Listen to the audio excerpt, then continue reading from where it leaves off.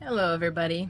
I wanted to make a follow-up video to the one I made about leaving mediumship because it was a fairly big decision, and a lot of you have watched the video and people have been reaching out to me, and I appreciate all of the appreciation that I'm getting. Sorry for the noise, there's construction outside.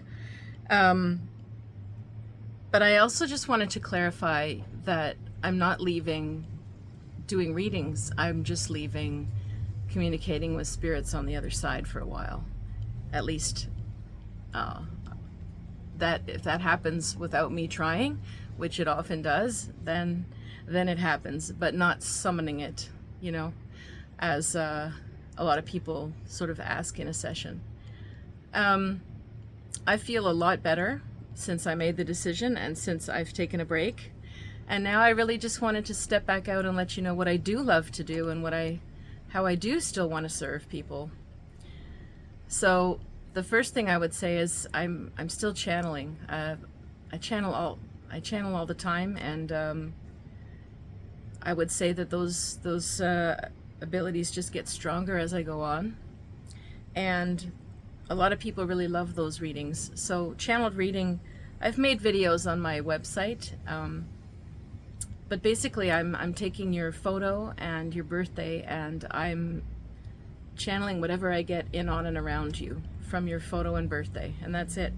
And when you arrive at the reading, I already have notes that are often very detailed about what you're going through. It can be some stuff the past, some present, some future, and sometimes spirits do come through during that channeled reading process.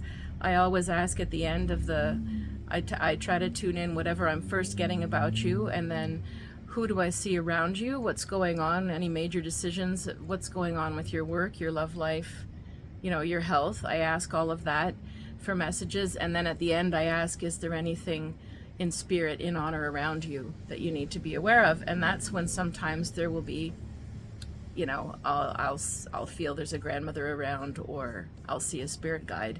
And it's not to go in depth or in detail, what are they saying, or ask them questions. It's just to let you know they're there. And then when we bring the session there and I have my notes, then you can ask me to go further into what was already brought up in the channeling, because that, to me, that's the pure read. There was no, how do I describe that purity of the, nobody was sitting there asking a question in distress. Nobody was having a reaction or a pushback or a craving for a certain thing to happen. It's just a cold read. And so if that's the strongest thing I'm sensing around you, and something opens the doorway for you to want to ask more about it, well, to me, that channel is purely open and nobody was trying to control it. And so then you can ask questions based on what already came up. And if you came about something else, and it doesn't come up in the channeling, you can certainly ask, but it's not like, oh, is my uncle there? Well, no, that's summoning a spirit that didn't come through naturally. This is the way I need to work going forward. And I find it more in the light, honestly, and more powerful than the other way. And so the channeled readings are going very well. If you wanted to try that, I'm still going to be doing that. The other thing, of course, is the tarot and clairvoyance, which most of you know me for. For that, there's no notes at the beginning. There's no pre-channeling. There's no pre-telling me a story. It's like I lay out the cards and generally let you know what I'm seeing, and then I ask you, does that resonate with you? Does it make sense? Do you have any questions about this thing that we just saw? And then usually people want to talk and we can answer questions, and I do a lot of coaching and counseling around whatever comes up with the tarot reading. And during the tarot reading, I'm still receiving things intuitively. It's just that when I do a channeled reading, I'm on my own, I'm in the quiet. You give me your photo and your birthday, and I'm thinking about you for a few days, and then I sit down when I'm ready and I'm like, okay, it's coming through. Whereas when you sit before me and we start from scratch, sometimes I'm picking things up but it's not quite as, I want to say it's not as strong, because sometimes it is, but it's just harder to have a pure channeled experience and talk to people and counsel them at the same time, if that makes sense. It's sort of like having two channels on at once. Instead of just watching one show, you've got two on, sort of thing. That's sort of a good analogy. But tarot clairvoyance is good for people that want specific questions and they want coaching. They want advice and feedback and yeah. The other thing that I love, and I can do, I'll do it until the day I die, I'm sure, is astrology. It's just it's my language. It's a part of me. And astrology isn't really for having immediate answers on decisions. It's not that precise for immediate decisions. So that's where I go to tarot or channeling. What it is great for is to understand the chapter that you're in, the challenges you're facing now, how long might they be there, what area of your life is being accented a lot right now.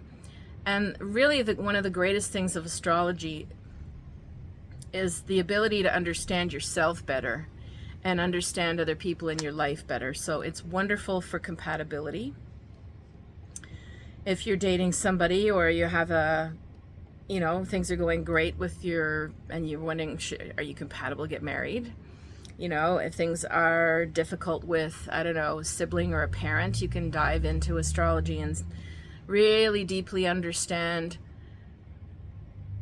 Yeah, with family, it's very deep. You'll see when we dig into the nuances of the planets and the charts and how your chart mixes with theirs, how complex it can be, these relationship dynamics, but it can really be helpful to see what that other person's chart is as if they're not your sister or your mother or your dad. It's like if you just met that person, they would have all of that stuff going on, regardless of you. And then you have yours, even though you're in the same family dynamic. You have very different life paths or needs. So it gives a great way to start thinking about that and talking about that. And the last thing with astrology that's wonderful is understanding your children better if you're a parent. Oh my Lord, I love doing that one, because so many times people come and there's maybe a toddler, or let's say at least a kid under 10 who's can't really express all the time what they need or why they're frustrated or what's going on with them. Even up to teens a lot of the time, right? And when we take a look at the moon sign especially, that talks about their emotional needs, the non-negotiable needs that somebody has, that if they are not met and they're frustrated, you will have chronic problems. And when I help the parents see their child as an individual with these needs that are not their fault, not theirs to fix necessarily either, that each person has their own unique path on this planet, and as a parent you try your best to meet their needs and help them to grow and help them fulfill the path they came to live. And this often takes the pressure off the parents when they feel like they have to solve everything, or they have to get them in line with the rest of the family, when maybe this kid was meant to be a light worker and that's not what the family's about. Or maybe this kid's meant to be very specialized and isn't interested in a bunch of subjects when you are. It could be anything. It could really be anything, but it helps people a lot to relieve a lot of tension within the family dynamics when they understand their kids, and astrology is wonderful for that. And the last thing that I'm doing, and it's a new service because I see that it's very needed, I'm calling it tarot coaching. And that's going to be very different. It's not really a reading. It's more of a coaching, counseling type session. So let me just try to explain what I'm going to do. I got to find a card. All right. So with tarot coaching, what would happen is you can come when you need to talk. You can come when you need to really hash out one one question, one major decision, one major relationship, some area of your life that you really need to talk through. So even though a lot of people think that psychics are just there to make predictions, honestly, most of us are like psychotherapists and counselors and media and social workers a lot of the time. And if you get a good one, like not all of us have counseling skills, but if you get a good one, somebody who's put in the work to do their own therapy, doing meditation, studying the DSM, understanding stuff about mental health and addiction, understanding, a lot of has a certain amount of wisdom to guide you in your decision making. Then we're very much counselors, and that's the kind of work, honestly, I've been doing, but with tarot cards. So what I wanted to do was create a specific service for that. So let's say you've had a breakup and you just can't seem to get over it. Well, that might be more of a time to come for tarot coaching than a reading, because most of the reading is going to turn into your need to talk about the relationship versus me giving a broad channeled, I see this and that, and then this is coming, and where it flows and there's multiple topics and multiple people. Instead, it's fixated on one, which is totally normal. We all go through it. Maybe you need a job change. Maybe you don't know if you should move. But whatever, like when you feel perturbed and you really need to work through a deeper issue, I would say it's tarot coaching that would make more sense.